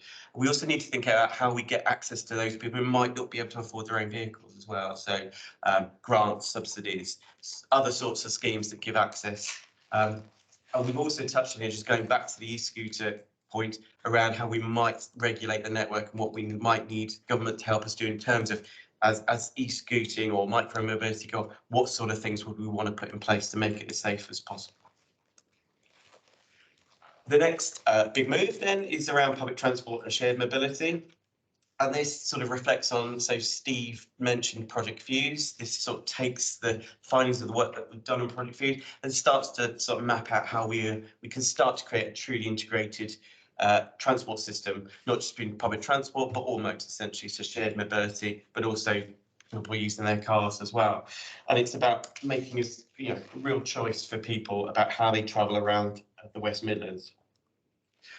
We set out our approach around shared services, so that includes e-scooter schemes, but also bike hire, but also things like car clubs and van clubs as well, which at the moment are quite limited in their success in the West Midlands, but actually, again, for a lot of people, access to a car as and when they need it, rather than having to own their own, could be a game changer in terms of people's accessibility and mobility. And we've got to find ways of helping that sort of flourish and work across the West Midlands. Interchange, clearly important. They're the glue of our transport system, you know, moving around the area. Within that, we also talk about mobility hubs as well, because if we really want to see that sort of integrated public transport shared mobility system to come to life, then we need to have the right policies in place for that as well. And then also we talk about how we might manage and govern the system. So we talk about the role of concessions and subsidy, as well as ticketing, which Steve touched on a bit earlier. And also saying that we need to explore how we best govern and use the word control the transport system going forward. See, it's quite complex, it's quite fractured, and actually there are things that we can do to sort of have a little bit more influence and control as the region, and we sort of talk about that in there as well. Next one then is about our highway networks, which is obviously where most of our travel, whether we're walking or cycling or on a bus or in a car, happens. And so this really talks about how we're going to plan, manage and maintain that network going forward. So a couple of key things to take away from this, particularly on areas like our key route network, which is the main strategic highway across the West Midlands. Increasingly, we're seeing, I use the term, conflicts between different modes and demands, whether we're going to put in a bus route or cycle route or keep it for general traffic. We've got a finite amount of space. We've got to use it as effectively as possible to try and deliver our outcomes. So we're going to talk about a road space reallocation approach for the West Midlands to help us guide the right decisions in the right places to get the balance of meeting those demands. And we can use that working with our local authorities, particularly as we do these area strategies. We need to look at how we manage the performance of the network. So obviously we've got the Regional Transport Coordination Centre, and we need to see how more we can do with that to help manage the network going forwards. But also at the same time, it sets out the policies around enforcement and regulation. So things that our local authorities already do in terms of parking management, speed control, and road safety agenda as well fits within there. And then finally, thinking about maintenance. And in particular, the thing that we sort of really draw out is the need to think carefully about how we maintain our network and develop our network in a way that's future-proof, because climate change is going to be a real challenge for us. There are some parts of the West Midlands that are going to be quite badly affected. And also thinking about the impact of construction of new roads and new infrastructure or things like carbon, because we're going to be increasingly asked to sort of demonstrate that we are being carbon sensible, I suppose, and making sure that we're not exceeding our emissions. And on that note, then our final big move sort of wraps it up into what we call the green transport revolution. So part of that is around setting out our overarching approach for a zero emission vehicle infrastructure for the West Midlands, for private cars, for buses and for fleet. And as part of new guidance that the government's bringing forward on LTPs, we're going to have to publish a separate zero emission vehicle strategy for the West Midlands. So this is a little bit of a teaser for that, really. The other part of this then talks about sustainable environmental responsibility and pulls out the sort of key areas that now we're going to have to really think about in terms of the impact of our transport policies. So that's air quality, which would be an obvious one, wider greenhouse gases. So in that previous point, the need to think about embedded carbon in construction and all the way from, construction all the way to decommissioning and things like that. We're going to have to think about biodiversity. There's a new requirement for planning and infrastructure projects to demonstrate net biodiversity gain as well. So all those sorts of things are sort of drawn out, brought through, so that we've got a kind of an understanding of where they fit into our transport planning and development and delivery system. And finally, innovation. Really reflecting on the fact that the region is a hotbed of innovation for transport. We've also got Future Transport Zone. We're leading in a number of key areas. I think it's fair to say we haven't always known exactly how to target some of our innovation. And what we're trying to do here is set out some key principles to guide innovation to make sure that going forward, it helps us deliver against those LTP outcomes. So that's kind of an overview of the big moves. We're really quickly going to talk about area strategy guidance. And when we published the core strategy, we said we would also develop a set of 4 area strategies that would sit beneath the LTP and translate those big moves into sort of local area actions. And we started to work with local authorities on these. And what we realised quite quickly is that we couldn't just jump into writing strategies. There was a piece of work we needed first that would help us understand the problems in different areas and understand the kind of interventions that would give us the changes that we needed to see, I guess almost what works where. And we've developed that with local authorities and we've called that the area strategy guidance. And we're publishing that as well. And we're going to work with local authorities. I think the key thing to take away here is the fact that government are going to publish this new local transport plan guidance. So this is statutory guidance that we need to follow in thinking about LTPs. As part of that, related to the decarbonisation agenda, government will expect us now to demonstrate quantified carbon reductions. So the policies that we've got in the LTP, we need to be able to demonstrate that they're going in the right direction. And our guidance is part of that. It puts some of that evidence base in place to help us demonstrate that. If we don't make the moves that we need to, if we don't take the right action and we're not going in the right direction, then it could undermine our ability to secure funding through things like the next round of the City Regional Sustainable Transport System, which we've done quite well this time. But going forward, if we're not going in the right direction, we might not be so successful, and that's really key for us. So finally, I guess, sort of wrapping it all up, is the big moves are not standalone things. They're things that as we develop transport policy projects, we need to look at them across the piece because there are key things across all of them that we need to take account of. And they work together to move us forward in a sort of a virtuous cycle. And I think it's clear to say that change requires collaboration. TFW and MCA can't do this on their own. We have to do it with the LAs. We have to do it with the public, and with stakeholders and others moving forward. We're going to have to keep adapting because what we've got in here is a starting point. We're going to learn as we go forward, and we need to keep learning because there's some difficult stuff we're going to have to do. And finally, change requires conversation. We're not going to do this unless we take people with us. And there is some difficult stuff. And we know absolutely that we're not necessarily getting this in a way that's catching people's imaginations. Transport can be quite dull, so we need to find a way to engage with a broad range of stakeholders and audiences to try and really get them on board because it really does affect them.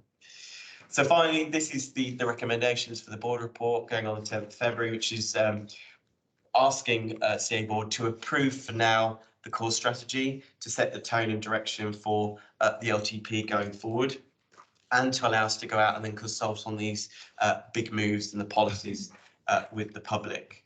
The plan is then later in 2023, we'll come back, hopefully also having gone out to consult later on the year on these draft area strategies we're going to develop with local authorities, and come back and bring the full LTP back to CA board for full approval and adoption later in 2023. So thank you. Thanks very much for that presentation. I've got 3 people who've already indicated they want to speak. Would you mind if I take Councillor McGarity first, because she needs to get off, and then I'll come to you, Councillor Taylor, please. Thanks for your presentation, thanks, Chair. What I'd like to know is what is the evidence for keeping to 60 miles an hour, say, in Birmingham? So I leave Wolverhampton. This is sticking with the car for the moment. I'm in my car, I'm going to Wolverhampton, leaving Wolverhampton, going to Walsall, I'm on the M6, then I hit Birmingham. I'm down to 60 instead of maybe 70. Can you give me the evidence, please? Are you talking on the M6 or you come off the M6 onto Birmingham? Yeah, we're in Birmingham. We're still hitting along M6 and we're going down to 60. Actually on the motorway? There'd be a number of reasons for that, I suppose. So I'll answer that before Jake will probably jump in, but there are ways in which national highways, who are responsible for the motorway network, will keep traffic flowing on the motorway. Where you've got areas which are have more traffic, they tend to bring the speed down. It stops truck cars from speeding up, slowing down, speeding up, slowing down. So this platooning effect, and as soon as that starts happening, then you get a series of delays of traffic building up behind that. So by reducing the traffic flow to 60 miles an hour, it actually helps keep the traffic flowing. And national highways have got all of that evidence. I mean, Jeff, you've probably got more detail on this than me. So there's this smoothing of the traffic to have that but there's some speed limits on the section of the M5 and M6. For air quality purposes, they reduced, they had a trial for a year. It's So reduced. where's the evidence for that? It's on National Highways, have a web page related to it. And it's interesting, the Welsh Government have now got some 50-mile-an-hour stretches of the M4 and other trunk roads, about 5 of them, again, to improve air quality in sort of built-up areas where. Okay, thank you. I presume no, our LTP doesn't cover any part of the National Highways network. It is just purely the regional roads. Yeah. Okay, so Councillor Jackie Taylor. I've got another question. Oh, sorry. We're talking about behaviour change, and I think people need to sort of understand how they can benefit from that. So I wondered about maybe a leaflet that went in with the council tax letter, which wouldn't cost any more money because it's the new council tax, but to say, you know, that these things are going to improve your health, using a bike will improve your health. So more kind of pushing it that way would, I think, perhaps take people along with you. It's not a bad idea. We actually do content for the levy leaflet, which generally says those sorts of things. So yes, I think we can probably do that. Okay, thank you. Thanks. Thank you, Jackie Taylor. Oh, thank you, Chair. Yeah, I'm just sitting here. Thanks for the presentation. I was just sitting actually reflecting on we talking about young people being the future. And yet, I'm sure the majority of people sitting around this table used to walk or run to their junior primary school. I haven't got the data to suggest this, but I feel that a lot of children are actually delivered to school via car. And yet these are children that will probably go into their first lesson and talk about climate change. Yeah. So there's this paradox, isn't there, of how we're delivering this. And I think we all owe it to the climate as to how we're going to tackle that issue. Yeah. Second thing for you is you talk about consulting being known from different equality strands. I want to know what you're going to do differently in order to connect. And also, in terms of, say, e-scooters, you'd be aware the trial ended in Sandwell. Are you all aware of that? Yeah. So we've got no e-scooters that I rolled out when I was on Cabinet. So my point is this, legislation was far too woolly around scooters. I wish we still had them in Sandwell.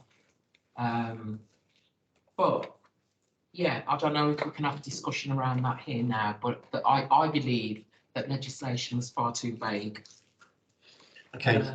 And also the last thing, Chair, if you don't mind, you don't actually refer to road safety in your report, or do you? Have I missed something? So the big move around safe, efficient, reliable actually picks up road safety in quite amount of detail. We have a regional road safety strategy, which it then sort of signposts to, but it has a number of key What I haven't done is gone for everything because we'd be here till probably about 11 o'clock tonight. But it is in there. I suppose I would say road safety is implicit really across all of it because we want that behaviour change. We've got to get road safety right. It's explicit in a number of the big moves, so it is.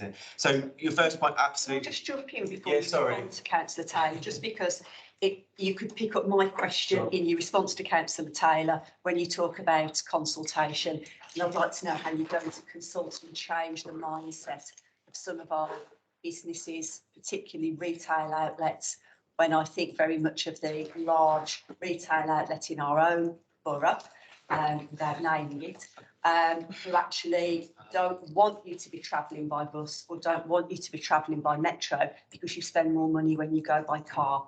So if you could pick up that in terms of how you're going to consult and encourage behaviour change, please. Sure. So I think on the first point about schools, I think you're absolutely right. I think there's a wider thing where a lot of people, I won't say everyone, would acknowledge the challenges that they'll know about climate change, and they'll kind of understand what change needs to happen. But I think from doing some of our engagement, you get a sense of, well, yeah, public transport needs to be better, and you know, these people, it's almost like everyone else needs to change, but I don't do anything wrong. I just drive my kids to school. So you're probably right, the kids probably do go to school have, learn about climate change, but it's probably the parents that are also part of the problem, and we struggle to get those messages, and we absolutely know that, and I think that's part of our, how do we land this in a way? I'll be honest, some of the stuff we tried to do previously in the green paper, we were accused of hectoring, because it was seen almost like being patronising, but I do think there's a need to sort of, it's striking a balance, but we need to have more impactful messaging so that some of this is better understood. It's really important, and I think for a lot of people, that whole piece around engagement, we did a lot to push the information out, to go to a range of groups, but actually some of this stuff they don't find interesting. I don't want to engage with it, and we've got to find ways to something you really need to engage. So it's a big challenge for us. Around e-scooters, when you say the legislation was too woolly, I mean, I don't know the ins and outs of it, but in terms of what we were able to do with those trials, I guess we were quite limited, really. I don't know the ins and outs of why it was pulled from Sandwell. I suspect there was some local pressure from certain quarters that meant it was withdrawn. I don't know. But going forward, the government are looking at this new bill, which would legalise it essentially, and you could own a private e-scooter and use it wherever. That it's kind of happening now. We're kind of seeing a proliferation of private e-scooters, and we're kind of in this strange place where we can't be proactively trying to make it safer, because we'd be trying to make it look like we're trying to legalise them. But we need to think about what measures we might do or we could do going forward to accommodate it. Yeah, but sorry to interrupt, but that's my point. Yeah. And the point is as well, in my neck of the woods, it's the voice scooters that were suspended. Obviously, people can buy their own private scooters, but it's the voice that we no longer have, the rented scooters. Yeah. But I think, there are opportunities. Just to say on that point, scooters, whether they're void or privately owned, are still not a legal vehicle to be riding on the road. No, I know. Yeah, I know. So it's a police responsibility at the moment, and only the pilot areas with a voice scooter is where they are legitimately allowed to ride on the road. So anybody who has a personal e-scooter riding it anywhere that they like, they are not allowed to do that. So I think it's really important to make that distinction when we're talking about scooters. Yeah. On the consultation point, I don't think there's a perfect answer at the moment. I think with some of the hardest to reach communities and groups, there are things we can do, and we need to explore those options. I've recently been involved with the Race Equalities Task Force, where that's come out clearly that there are shortcomings, and we need to think about how we bridge those gaps. So as part of the engagement strategy for this next piece, I've asked our engagement team, what can we do? We need to think differently. The point about some of our retailers and the big shopping centre that you refer to, I think that's a particular challenge. And clearly, if we can find a better way to sell the benefits of not just improving public transport, but access to them by other means, and showing them that, just because people can't get there by car doesn't mean that, they're not going to come and turn up and do their shopping. It is something that we need to explore, but it is a difficult one. And speaking off a record, probably wasn't the best place to put a massive shopping centre on the edge of town where there's no public transport. But, we've got to live with it now, and we've got to work out, how best to deal with it going forward. I think it's just ensuring that is part of, you are going to look at that within your plan, because obviously somewhere that provides thousands of car parking spaces for free becomes an attractive prospect. Yeah.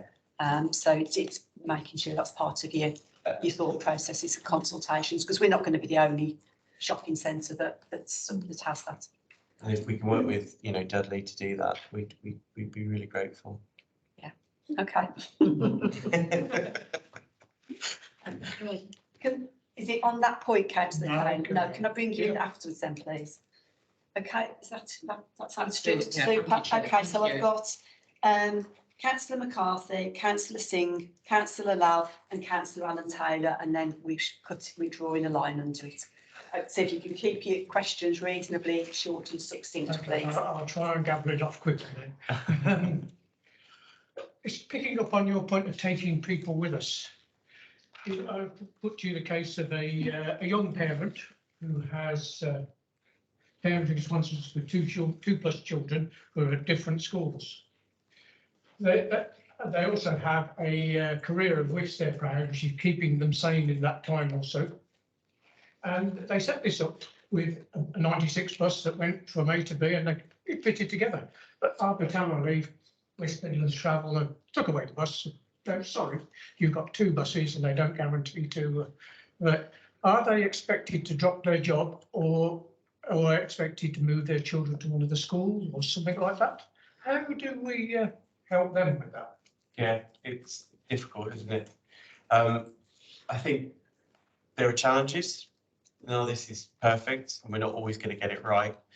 I think in terms of what we can do moving forward is to make that bus network more reliable, more sustainable, and hopefully that'll keep some of these things in place.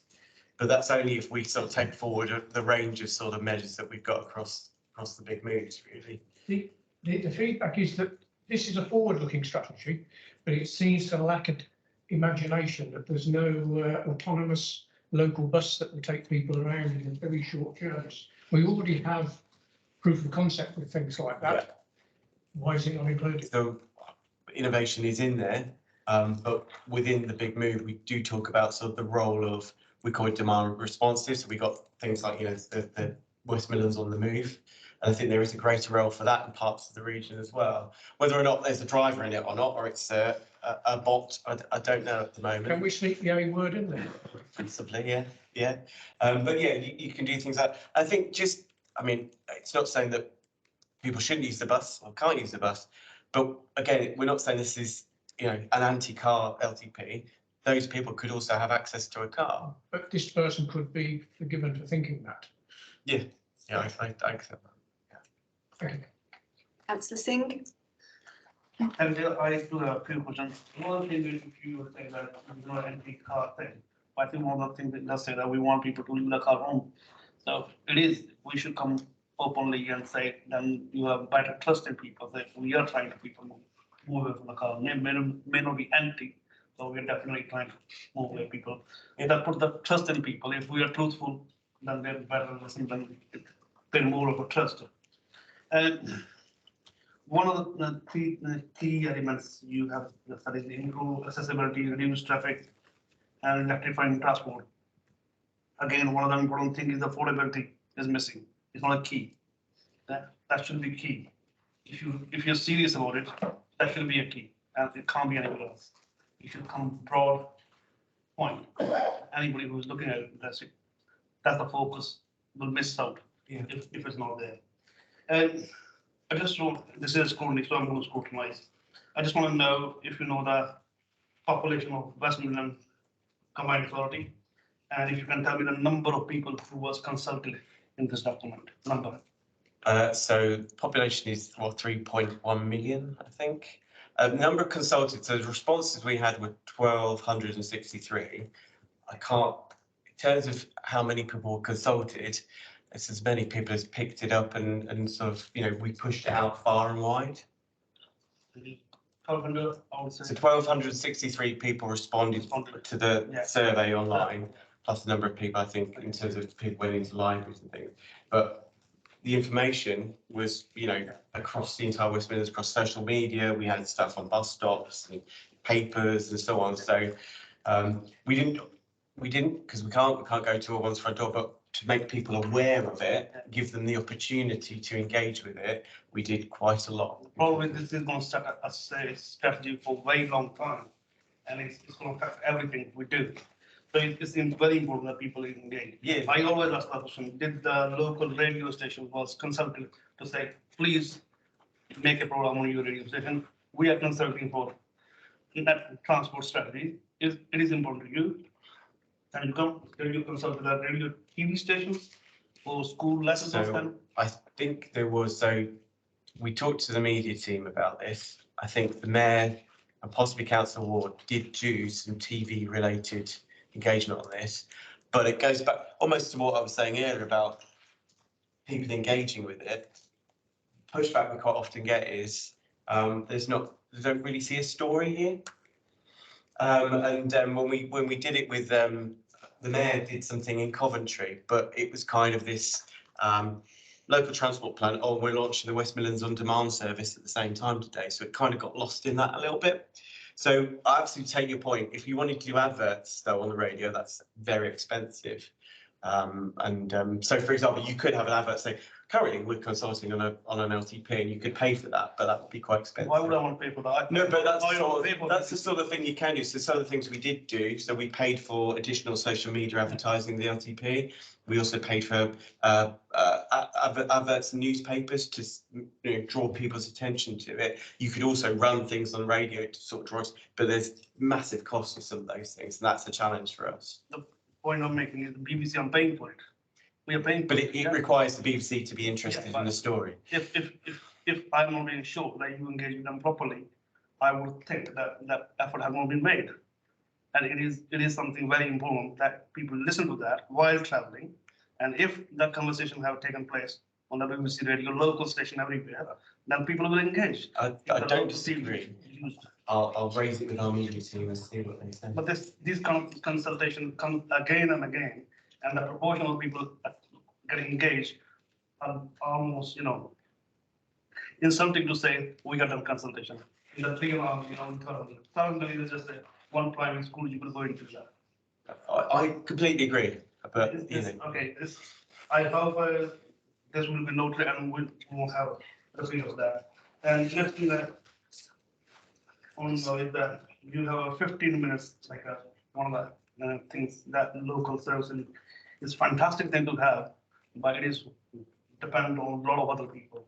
So transport policy can't have objectivity. So what I would like to see when we are doing transport strategy, I want objectives in it, which we can measure it and we can say our strategy worked. Yeah.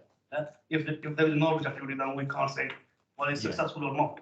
So I talked about the accessibility and understanding accessibility better, and that's one of the things that we want to do, to be able to measure that and say, well, actually, X number of people can access things within this or by these means. So that's part of that. Yeah. I would like those benchmarks in the strategy. They will say that we are aware of it, that this is what we are measuring ourselves against. Otherwise, you can run the policy strategy. Absolutely, it has no teeth, and yeah, I agree. And another thing is one of the things which if we are trying to make like a fantastic change, do you have a capacity in your team, or do you go across the globe to say which city have the best public transport and let's learn from them? If we're going to make an effort, let's learn from them. Unfortunately, I don't have budget or permission to go globe trotting to do that, but Jake has led on. We've done a sort of a significant piece of work called Project Fuse, which has been referred to a few times, which has been a bit of a benchmarking of European and international cities in terms of public transport and the way they delivered. There's some sort of key themes from these European best practice, and it's basically in West Midlands, like a lot of UK cities and towns, people use public transport by just using one single route or one single line to typically a town or city centre, and they come back again. Whereas in European cities, they use a network, and so they make more journeys to a wider area because there's a system of lines that you can make wider possibilities, and we have an integrated series of roads. We have the blue motorway signs, the green A road signs, and the white local road signs. That's an integrated series of transport networks, and it's a similar thinking that is in a lot of these places. And a rail and metro network, the rail strikes getting from here to Coventry, you realise that backbone is needed and for centre to centre. Then onward connections with the core buses, some of the busy bus routes, you upgrade to tramway or the sprints, bendy buses, or you improve the double-decker core buses. And then you have the secondary network to ensure there's network coverage so everyone can be included in it. And for some of that, there's demand responses. And these Europeans, they methodically plan it like that, and promote it. And like in Zurich, the saying is that where we go, the city is alive. That's the public transport operators. You know, you can't, we're not, you know, we need to be in that sort of space. That, you know, and in Vienna, you know, where the city is yours, you know, we need to get to a base position where we've got the bus drivers, where we've got reliable services, and then a long-term big move to work towards that type of integrated network and the attention to detail to make it all work. So it can be done, but it's a long-term effort with a lot of support. You know. I'm going to cut you off there, Councillor Singh, because I've got two other people who want to comment before we draw it to a close. Councillor Love. Thank you. Mark, is this the final report or is this still draft? Because what I think in the report, there's a lot of red X's, there's supposed to be links in it, and then this is. So the version you saw wasn't quite finalised because it was still sort of almost 11th hour before we had to submit it to CA board. So you saw a draft. Yes. So the final version is now live with the CA board report online. And where there were lots of red X's in this link, there are now hyperlinks that go to different documents. So yeah. Second thing is your concept of 15-minute videos. It's ideally it's good to have the video, but in reality, in some ways it won't happen because over the past many years, we have lost a lot of the infrastructure, like the youth centres and things like that. It may be okay for 15 minutes in some areas, but it will not be enough work for the area. So, and they spend other things other than the honours. I agree. I think it's more of a sort of guide, a way forward to see where we can get to, as opposed to this is it, it's going to happen. As we do the area strategy work, and I should have said, this isn't to replace your Birmingham transport plans and your community transport strategies, but it's to support that kind of further evidence base to make sure we are doing those right things to help, you know, particularly with that reporting back to government.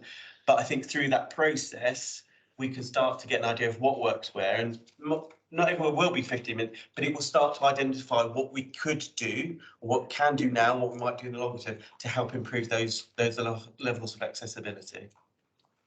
And finally, Councillor Atlan-Taylor. Yeah, on your question, you did mention it, but isn't one of the biggest problems the present road system that we've got? A lot of it won't allow for any of this change at all. It's you know, not suitable. I know in some of the areas we've got some sort of cycling tracks, just to take one of the items. But for people to get to the cycling tracks, they have a horrendous ride sometimes through traffic. So the cycle tracks aren't being used to their biggest advantage. There's not much you can do really with a lot of the system, is there? I'm not sure that's true. I think there are lots of opportunities. It just means being inventive and innovative with some of the infrastructure we've got. In some cases, that's going to mean making difficult decisions to use some of that road space to put those cycle routes on those roads and take out lane and capacity for general traffic. But that's all part of that managing demand. It's going to make some journeys less convenient by car and make some journeys more convenient by other modes. And that's all part of, you know, what we need to understand and go through if we're serious about, you know, making the changes we need to make if we're going to reimagine transport in the West Midlands. Thank you. Thank you. And I think it's just worth saying about just commenting finally on that point that Councillor Taylor raised. You know, those difficult decisions do require across the board political support. Whoever is in control of the particular area plans that are being delivered. And I don't think it can't be delivered without that cross-party political support. So I'm just going to sum up where I think we're at, because that was a piece of pre-decision scrutiny. A couple of points from Councillor Singh around ensuring that consumer affordability is within that strategy and a critical element of it. The issue around widespread and creative engagement, and Councillor Taylor had a very quick comment to put in there. Well, thanks, Chair. I just wanted to say that it's a false economy if we keep doing the same thing with the same results. Yeah. So there are a lot of community radio, community activists that you can connect with in order to get your message across for finalised consultation. Thank you, Chair.